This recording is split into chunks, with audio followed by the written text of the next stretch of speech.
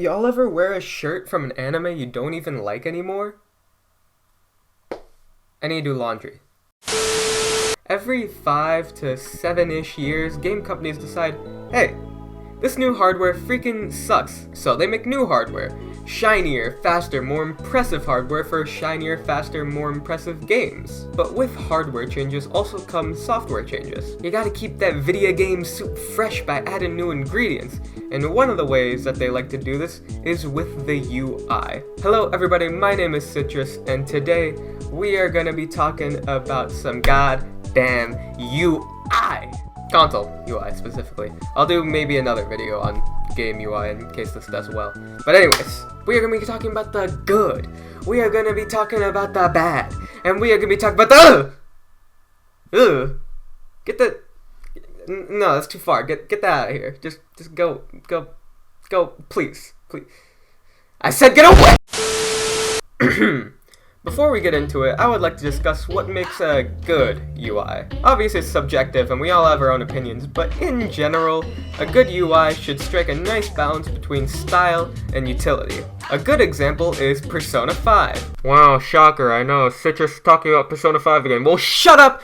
It's really good, okay? The menus are vibrant and stylish, keeping with the game's aesthetic, while also being easy to use. You want to reach a similar result with console UI, hitting that balance. UI is actually a relatively recent development in consoles. For a while it was just you put the game in, you turn the console on, and shazam, you were playing the damn thing. It was incredible. Yeah, the most UI you got on your console back then was the actual console. The power button, the reset button, it was all you needed. It wasn't until the Sega Saturn that we'd see the first real console UI, and it's certainly a product of its time. I guess since it's called the Saturn, they went for a sci-fi space theme.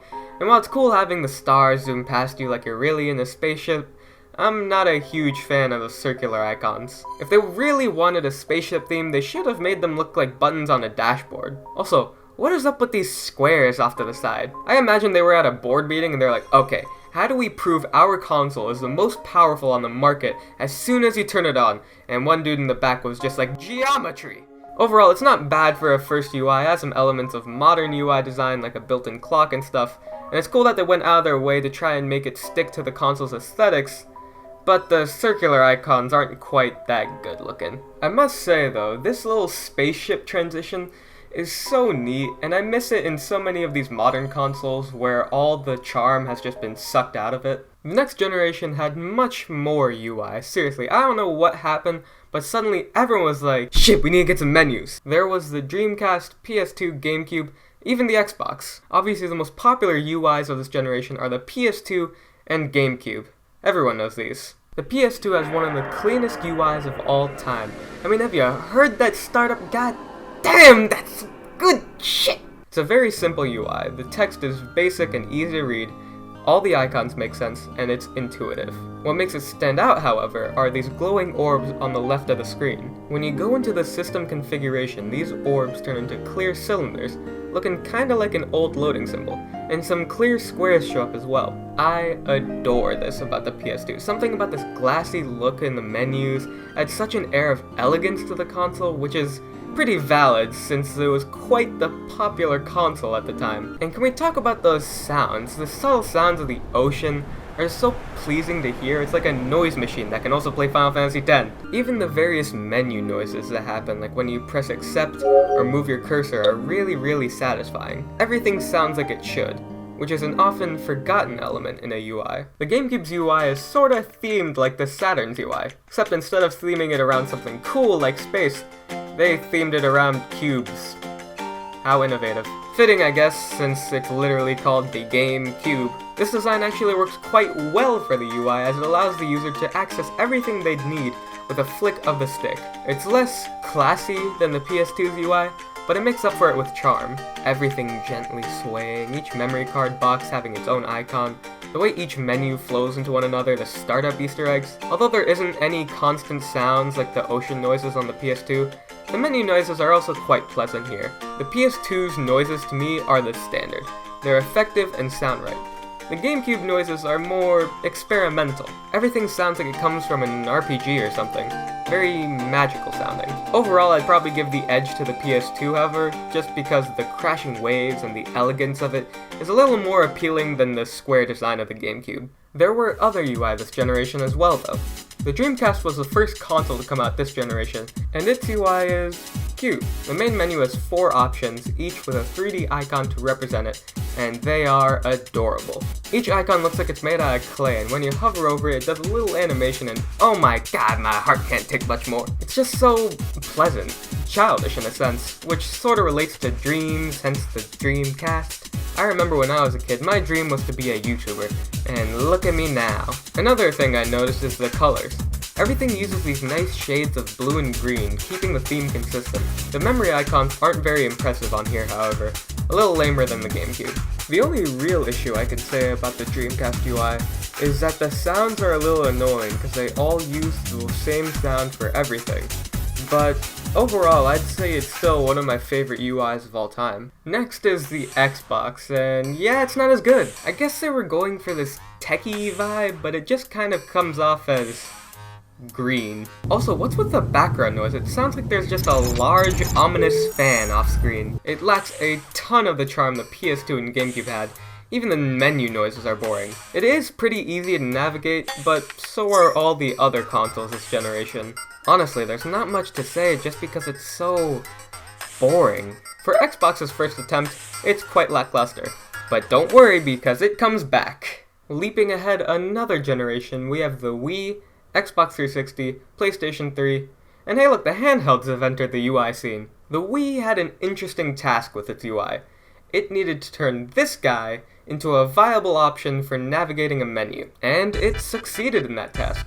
All the icons are large and easy to select, ensuring anyone who uses this console can use it effectively. This comes at a cost though. The Wii menu is boring as shit. Everything's just white with blue edges. In comparison to the Gamecube UI, this is so lame. The only cool thing this menu has is that when you click on a game, it opens up in this neat window. Was it worth trading all the charm of the previous generation? Nah. But to be honest, I'd rather have a functional UI than a flashy one. The PS3's UI is okay.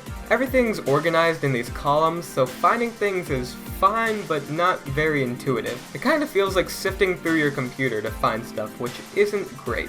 It works, but it could be improved a lot. As for the aesthetics, it keeps the elegant theme the PS2 had, except this time going with this swaying light in the background rather than glass. The background can also change colors, and if you'd like, you could pick your own image to use as a background, which is a very appreciated feature. Another very appreciated thing about this UI is the little icons they have for each game. They're pretty cute by themselves, but when you hover over them for a sec, you get a sort of preview of what your game looks like.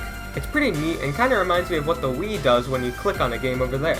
The sounds on here are nothing to rave about though. Everything uses the same noise and it gets kind of old after a while. Also, there's no atmospheric sounds going on here. Come on Sony, give me that good stuff. The crashing waves, the white noise, something. Overall, everything works here, it's just lacking a little charm and a little ease of use. The Xbox 360 actually had quite a few UIs. The original was strange, to say the least. It was kind of like a filing cabinet, flipping from folder to folder, and I mean it was functional, but not exactly the most aesthetically pleasing thing in the world. Their second design was on the right track. It was sort of like the PS3's UI, but horizontal rather than vertical. The final design was probably the one you think of when you think of the 360. This design was super clean, everything in its own square with its own icon, and it's quite sleek, especially in comparison to the epic gamer nonsense with the original Xbox. You can switch between tabs easily to access different types of media. You've got the home page for everything you use regularly, the social tab to bring up friends, the games tab for all your games, Bing! For binging things. Similar to the PS3 though, the Xbox menu was just lacking some charm. There are different themes and the Avatar stuff was quite cute, but again, nothing in the default layout is that appealing. Still, it's quite effective. Now we get into the real weird stuff. The Nintendo DS was the first handheld to have a proper UI, and it's kinda threatening. Of course, that's the first thing I want to be reminded of before playing Pokemon, the risk of seizure. Once you're actually in there, there isn't a whole lot going on. On the top menu, you've got a clock and a calendar, and on the bottom, you've got your main options. those being whatever game you have in, Link Play, a GBA game if you have one in, a teensy weensy little button for settings, and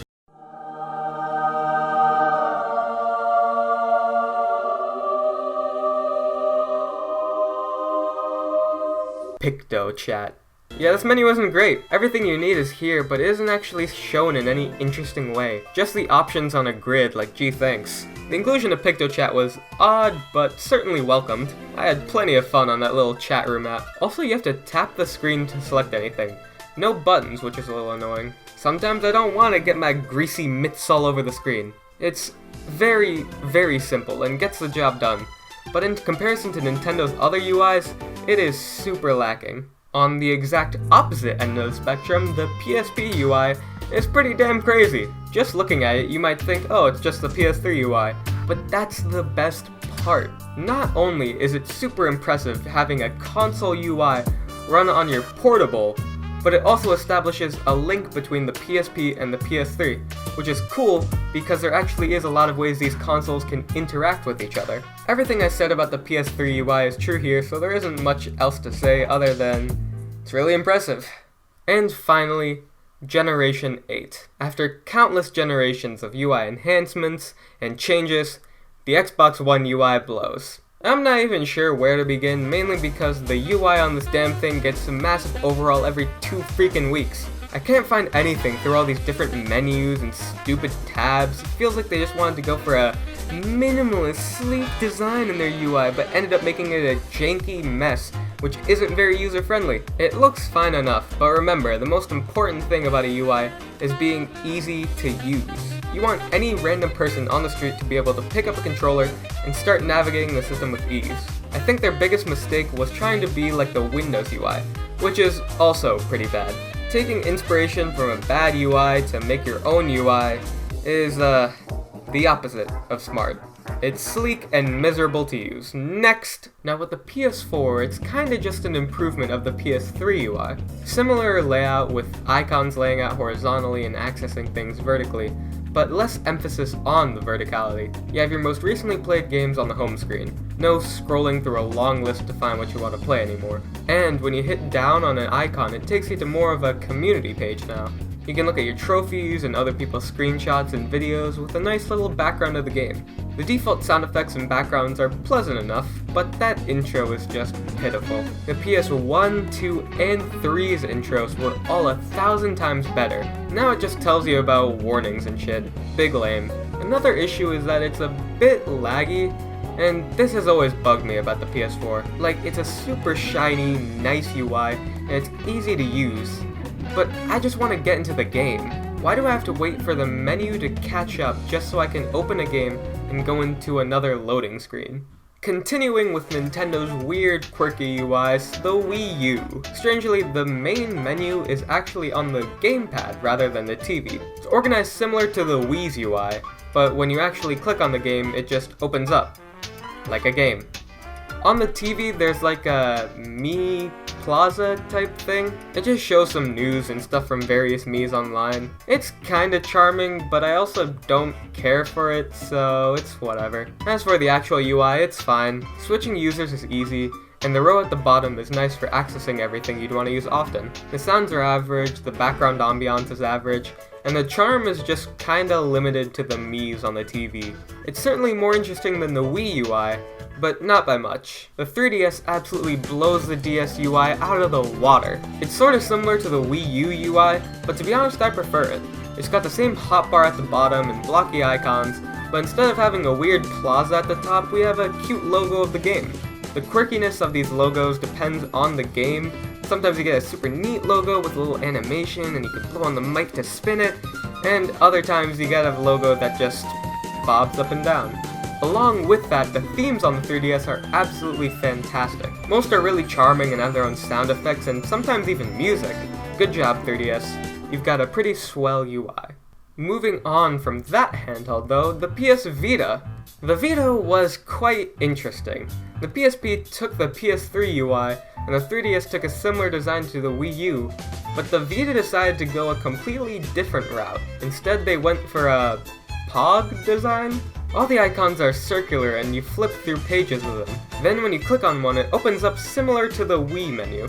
I actually quite like this UI. It's easy to use with the touchscreen since all the icons are quite large, and the icons themselves look nice. My only issue is that I wish there was a hotbar like the 3DS and Wii U. Flipping through pages of icons trying to get to the PlayStation Store is kind of annoying when you always want to have access to that sort of thing. Also, when you want to close something, you have to hold down the circle button or peel the page back with the touchscreen. It's a very weird and unintuitive choice, but whatever. Overall, not bad. And finally, the console that made me want to do this whole video in the first place, the Nintendo Switch. You have a simple design with square icons laid out in a row. If you have a lot of games though, you can take a look at all of them in a grid formation. There's no music here, but the sound effects are quite pleasant. You have a black theme and a white theme, and that's it. I really wish there were more themes like the 3DS, since those were absolutely stuffed with charm. Hell, even just some colors would be nice. And at this point in time, we don't have any folders, which is really strange. It feels like they just forgot a lot of the basics here, and ended up making a UI that feels incomplete.